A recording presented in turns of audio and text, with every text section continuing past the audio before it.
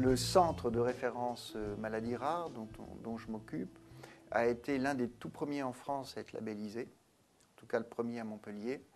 Et sa particularité, c'est de traiter et de suivre les patients qui ont des pertes de vision ou des pertes d'audition ou les deux.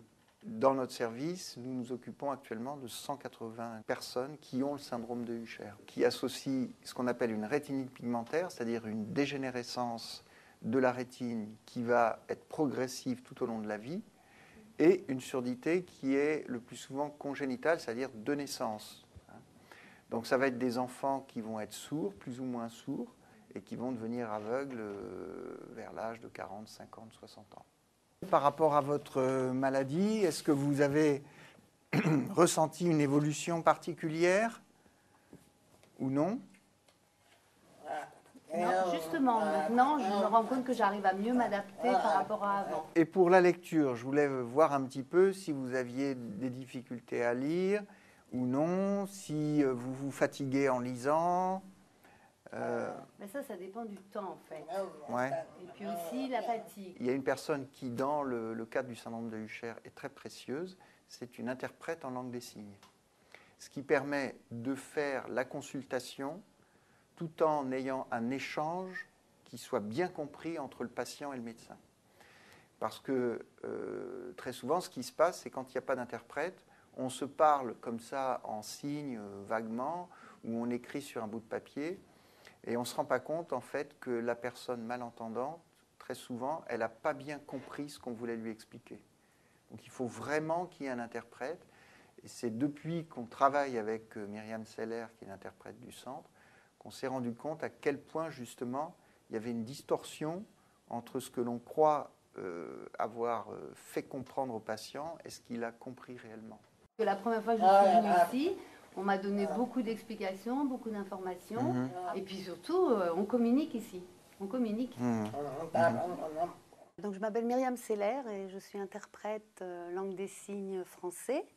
J'ai été donc embauchée au CHU de Montpellier en 2004 dans le cadre de la création des pôles d'accueil pour les personnes sourdes, et j'ai intégré l'équipe du professeur Hamel en 2007. Il y a des personnes qui sont malvoyantes, c'est-à-dire qui voient, avec lesquelles je communique, je pratique la langue des signes visuelle à une certaine distance, hein, et puis d'autres personnes qui n'ont plus de capacité visuelle, donc on communique en langue des signes tactile.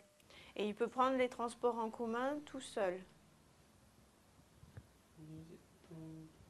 Oui. Les appareils, il les porte quand il sort dans la rue?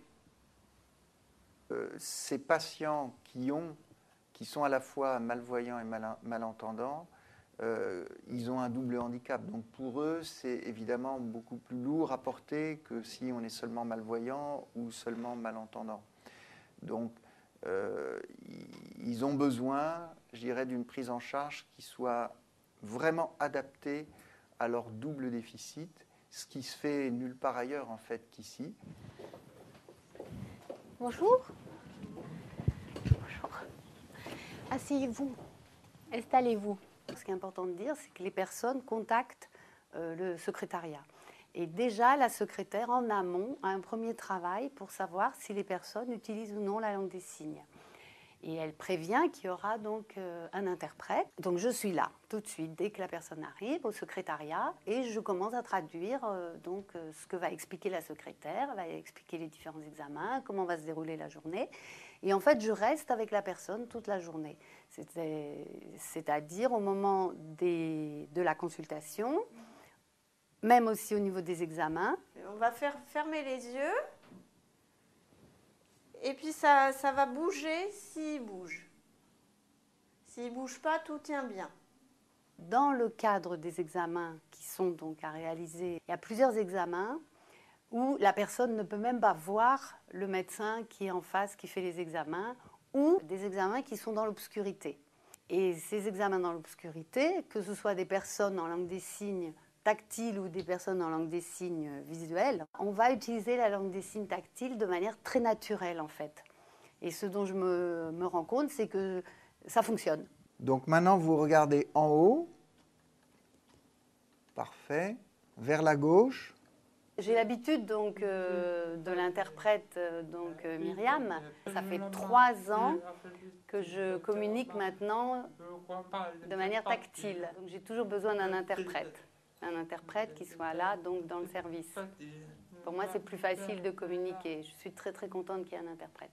Je suis venue ici en consultation. J'étais étonnée d'avoir un interprète et là vraiment je me suis exprimée. C'était il y a 4 ans. Et avant, j'avais jamais eu d'interprète.